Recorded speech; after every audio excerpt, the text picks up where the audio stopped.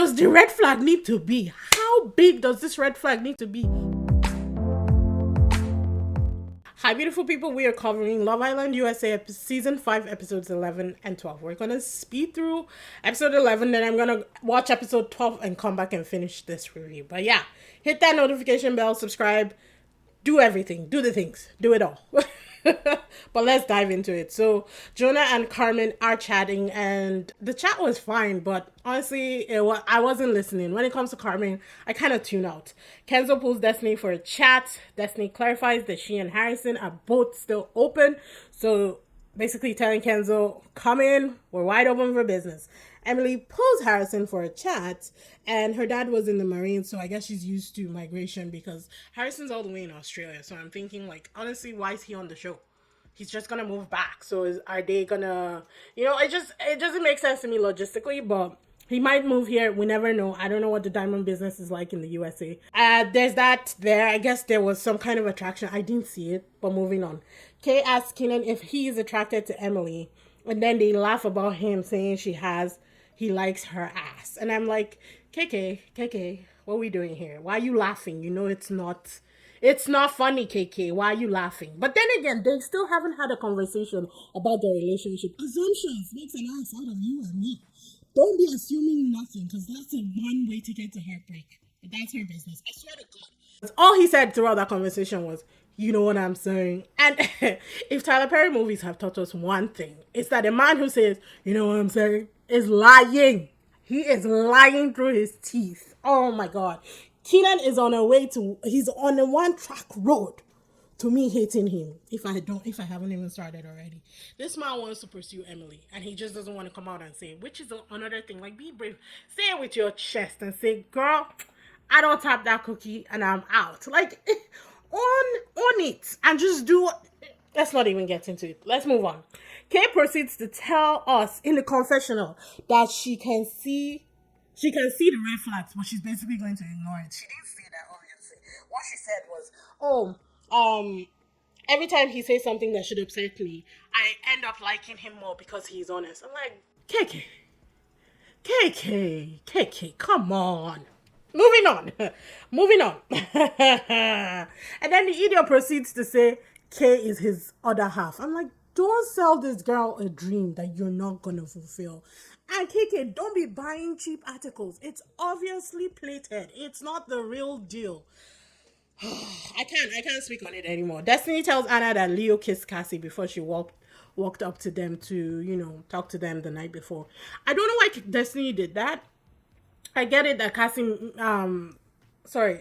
that Anna needs to know, but I don't know that it was Destiny's place to tell her. I'm just saying, I like Destiny. I think I like her fiery spirit. I think the only thing is the girls don't like Cassie, so anything to make this girl's life harder is what they've all, like, quietly, agreed to do. It's said but unsaid, if you get what I mean. Anna then proceeds to walk over to Cassie and Leo, but only pull Cassie and then confront her about the kiss. Anna then says, after I gave you my blessing, and I'm like, if I was Cassie, I'd have been like, hold up, girl, I don't need your blessing to date anybody. Like, you don't own him. The situation happened. I'm sorry about how I went about it, but we're moving on because I'm with him now, and you're not. Look, it's at that point that I'm going to bring out the BITCH, because I done what I did. And we've owned it. We've talked about it. We've squashed it. If you were not ready to squash it, you should not have accepted my apology. But because Cassie, you know what? I'm loving it. To be honest, I'm okay with it because both of them were terrible. They're equally horrible. And so whatever they choose to do to each other, I'm here for it. I'm just going to sit back and watch and enjoy. But I will say that I am tired of the Anna saga because it's just too much. It's like, let it go. What are we fighting for now? What are we fighting for? Because technically, Anna broke up with Leo. Unless production is not showing it the way it happened. But immediately after he started moving mad with Cassie, Anna broke up with him. So unless we're missing something and production is messing with the timelines, I don't see any reason why Anna needs to be chirping right now. And then even after that, they broke it, they squashed it, and they ended things. So I don't still understand why she's pulling people aside and getting angry. But whatever. Cassie then talks to Leo, and it's made known that Destiny was the pot stirrer. But Leo lied too. Like, Destiny did not see them kiss. He told her that they were kissing. So everybody's lying in this villa at this point in time. And I'm just like, okay, whatever. Anna finds out that Cassie and Leo decide to sleep outside, and then she's pissed. And I'm just like, Anna, I like you. This whole segment I don't like for you. Please don't turn me. Don't turn me back to the, the way I was before I didn't like you. I don't understand. Why is she mad? Why is she mad? They're trying to give you your space. Isn't that what you want? Oh, Cassie said that she likes being the little spoon, but I could swear to God that she told Bergie that she likes being the big spoon. So it's like lies city up in this villa. Wallahi, it's just lies. Cassie was crying eventually. It was a hard episode for Cassie, but honestly, I don't care. It's karma. It comes all the way around. You give what you get and you get what you give, So yeah, I wasn't really bothered about that. Emily pulls Keenan up for a chat. He looks like Usher. He actually looks like Usher, and he was very happy. He was very happy about that. He said that he was a good conversation and that he was very attracted to Emily. Emily said she liked the convo and that it was fun. Leo pulls Anna up, apologizes for the kiss, and after she brought it up, after that, like, she wasn't even listening. She brought up that he was sleeping outside with Cassie, and it's like, girl, what else do you want? I was just done with Anna by this point, in fact, because she broke up with him, so I don't understand what she's looking for, but I guess she's just burnt and there's nothing really going on in the house for her, so she's just grasping at anything right now. Keenan then tells KK that he's vibing with Emily and is open to getting to know her. Keenan keeps doing the same old crap. It's like he is literally looking for tests in his relationship. He even says it. He says, I want to test our relationship to see how strong it is. And this is the second time that he's done this to KK, and I don't understand how she doesn't see the signs, But again, I understand that they haven't had a conversation. They've not actually sat down and talked about the major heavy stuff and said, where is this going? Where do we see ourselves? Are we open? Are we deciding to put it all up on this? Put all our eggs in one basket for this? Or are we being open? You went and had sex with this guy without even having that conversation, and then you're surprised that things are happening the way they're happening. The house is alive, people, so if you're hearing things, it's just people moving up and down. Yeah, so I was like, you never have sex without having that conversation, especially if that is where you want to head. If you're having sex for just the fun of it, do you? But if you think that there's something at the end of that rainbow and you're expecting them to commit to you, have the conversation first. Always. While he said that he was open to exploring things with Emily, she walks away. And then she goes on to cry to the girls. And oh my God, again, they never had that conversation. So honestly, I can't really say anything in her defense. I get that she's sad and I feel for her. I think she's beautiful. I think she's the whole package. But I think there's some deep-rooted insecurities there that's really gonna... Yeah, I don't know. It ain't gonna end well for this girl and Keenan. Honestly, I don't think it's ending well at all. Emily and Bergie have a chat, and as soon as they sit down to have the chat, it's interrupted with a text telling Emily that the bombshells are gonna have dates, and they're gonna pick 2 people each. So first date was Kenzo and Carmen, Jonah and Hannah, and then Emily and Marco. And then second was Kenzo and Anna, Jonah and Destiny, Emily and Harrison. Destiny was a lot more outgoing for her date with Jonah than she's ever been with Harrison. So it looked like Jonah brings out something else in her that Harrison doesn't. And Harrison seemed a lot... Well, I don't know if he seemed more intense, or maybe that's just... I think maybe he was pretty normal, but he seemed a lot more invested in Emily than he does in Destiny. So I can see that writing on the wall. I did say a lot about that, but we're just going to skip on to episode 12 because I had to pause and watch it. And coupling starts. Emily chooses Harrison, which I didn't think. I thought she was going to choose Marco. But I did remember that Marco was saying that in order for me to want to pursue something with you, I need you to go all out. And that was smart. I don't like Marco, but I think that was smart for him because he's not going to take a chance on something that is not, solid. Kind of the way Keenan does. Every chance that he gets, he takes a chance on whoever it is that is out there, leaving something that is secure, But Marco was smart not to do that. So she chose Harrison, which I was very, confused about, but I see it. She said that their conversation was pretty good. Kenzo chose Carmen, of course. Jonah chooses Destiny, which is like, yay!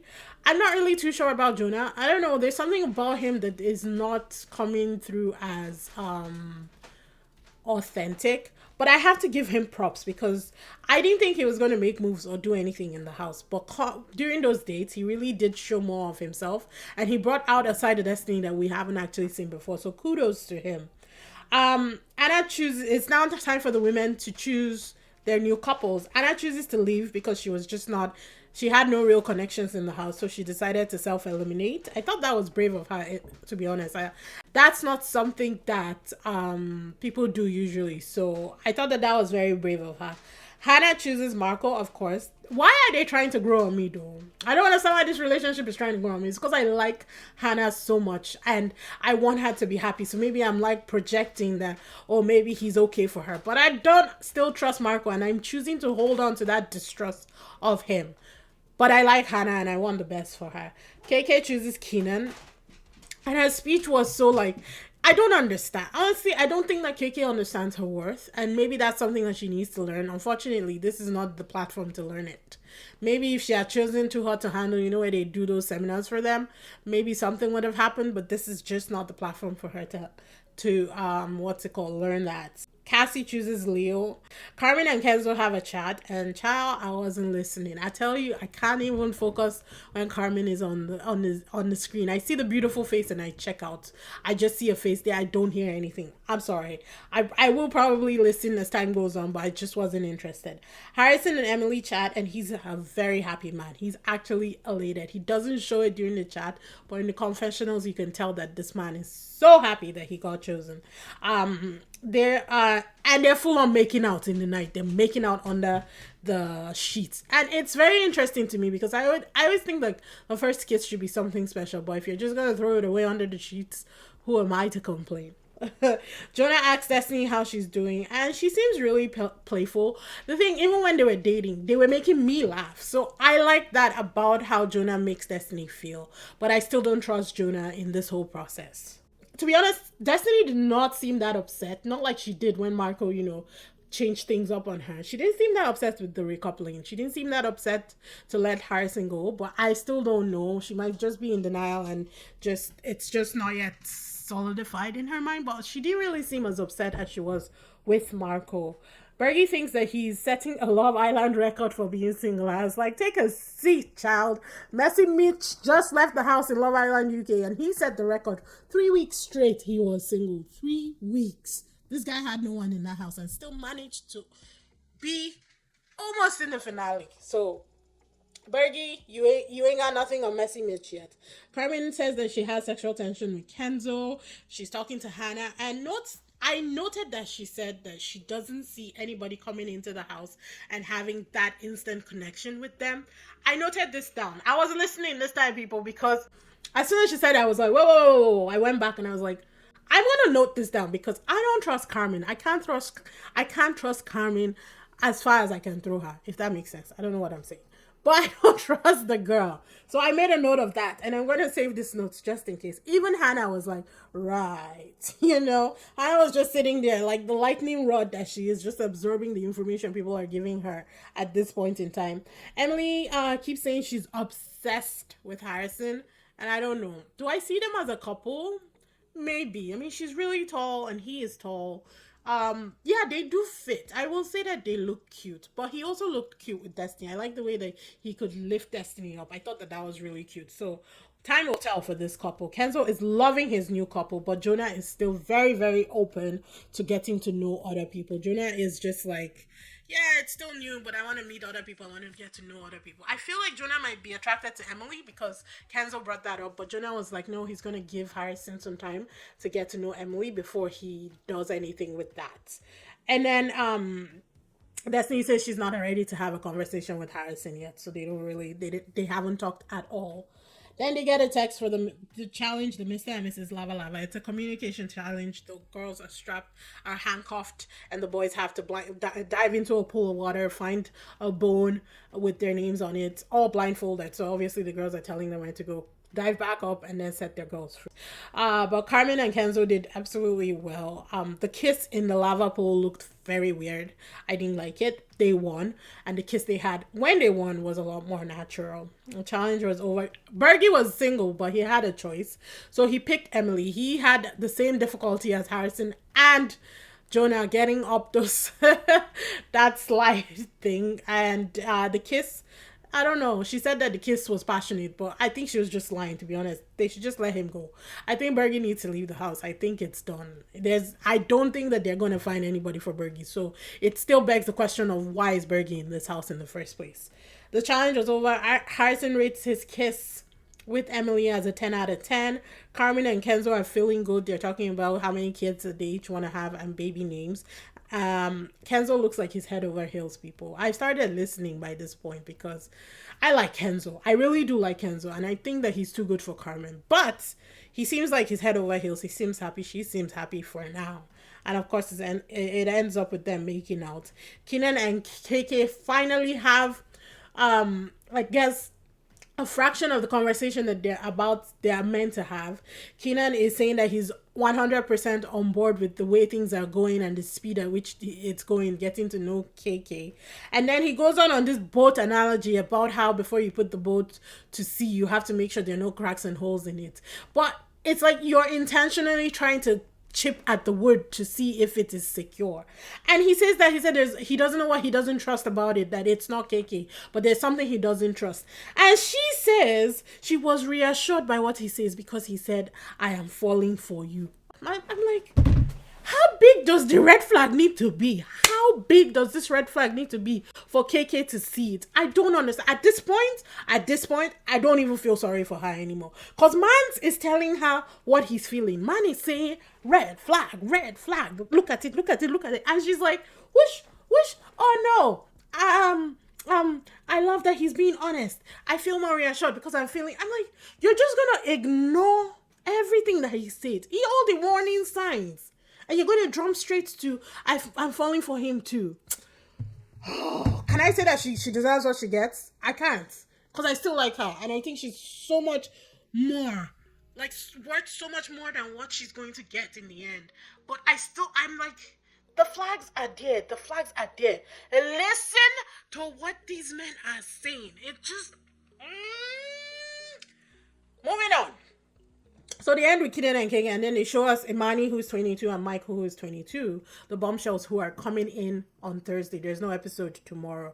Oh, perfect. There's no episode tomorrow, so I can post this tomorrow. Dudes, I am tired. Anyway, so they show us that, and they're going to come in tomorrow, and we, the public, have to decide who they're going on a date with. I'm very sure they're going to pick... If they want to spice things up, they should pick Kenan and KK for these dates because I think the guy is perfect for KK and I think the girl is definitely going to turn Kenan's head. Any girl, a fly, will turn Kenan's head at this point in time.